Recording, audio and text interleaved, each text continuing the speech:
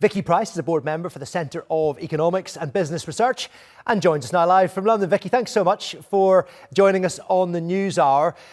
This is going to affect all of us, isn't it? I mean, that's the depressing thought about all this. And you wonder what Donald Trump's actually tried to achieve by it. What he definitely will achieve is make life more expensive for consumers around the world. Oh, absolutely. I mean, it's not going to be as expensive as perhaps people had thought. But of course, remember, we're talking about a pause for the moment for 90 days. But I think the general expectation is that perhaps those tariffs, the extra tariffs that were going to be imposed, are just not going to take place after all, because there are going to be lots of negotiations in between. But there is no doubt that the temporary effect that this has already had has meant that things haven't been moving across the globe as they would have done otherwise. People are already looking at what the price implications may be. And of course, in the US, you're still going to have the issue of those extra tariffs, even if they're just 10%. Remember, there's still 25% for cars, 25% for steel and aluminium. And also, there had been talk about imposing an extra tariff on pharmaceutical imports into the US. We'll see what happens with all those. But just a 10% tariff on all products that are coming in any case, are going to raise costs for consumers without any doubt. And I think the issue for all of us looking at what the economy might do in the US and elsewhere is going to be, what will the central bankers now do? Are they going to fear more inflation, or are they going to think about growth in the world economy and in particular countries and cut rates? And that's the big question mark, I think, that's ahead. Yeah, rising inflation in the US, which is exactly what Donald Trump was trying to avoid. Anyone who tells you they know what China's going to do next, I suppose we should be wary about, because we are in completely uncharted territory. But that's exactly what I'm going to ask you. How do you think they will respond? I don't think they're going to step down. I think there will have to be, nevertheless, some negotiation at some point. Now, who's going to start it is the big question mark. It's not going to be good news for anyone in the world economy if China doesn't do well in the future because of those problems that it's going to have exporting to the US. But we've got to bear in mind that China had been reducing its dependence on exports to the US anyway. As a percentage of its overall trade, it's actually exported huge amounts last year because everyone was beginning to fear tariffs and therefore imported things early to avoid those tariffs. So record trade increases from China last year. So it's got a bit of room for maneuver, if you like.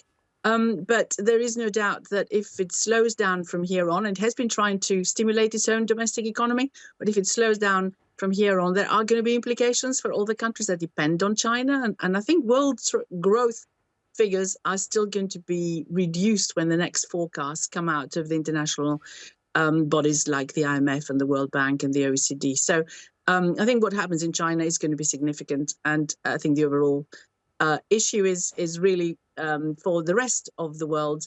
What will they do with their exports? Are they going to redirect them to places like the EU and perhaps dump some possibly? And there is a worry as to what that implication will be. So we'd like it all to see it sorted out as quickly as possible, please.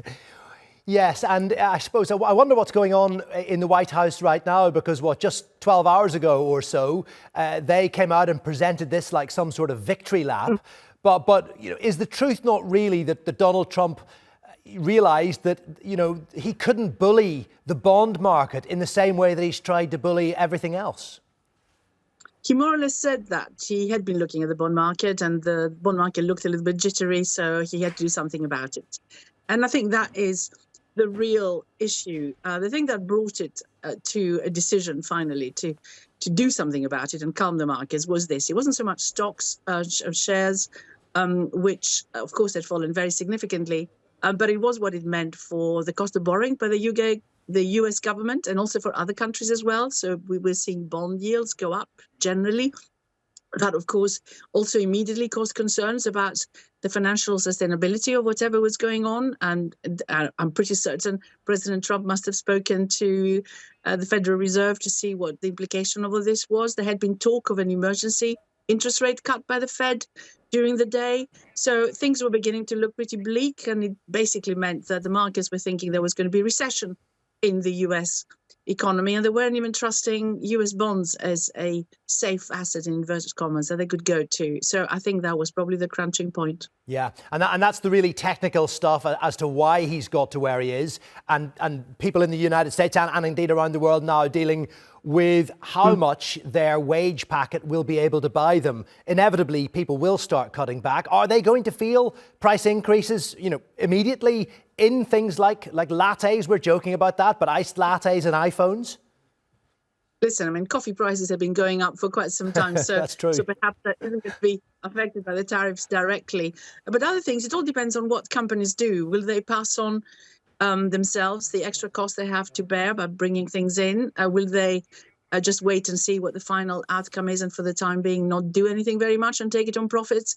I think it all depends on the particular sectors and particular companies that are operating in this, and whether they can sustain this extra pain for a while. But it looks like we are going to have at least those 10% tariffs still there for a while, and the 25% ones on cars.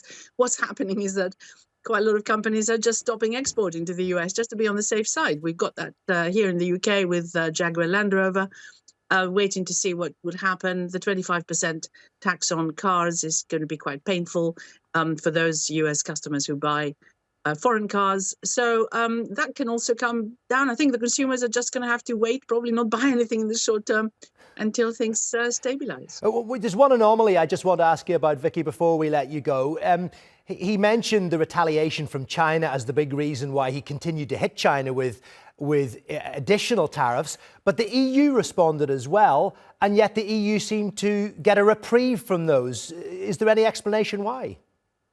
Well, the interesting thing is that the way that they have put it in the US is that China had put them in operation straight away, these extra tariffs, whereas Europe had been talking about it, and indeed they did vote to have retaliatory tariffs just yesterday, the same day, but they weren't going to apply them until the middle of April. So I think that was the excuse he used. A fortunate bit of timing there, perhaps for all concerned.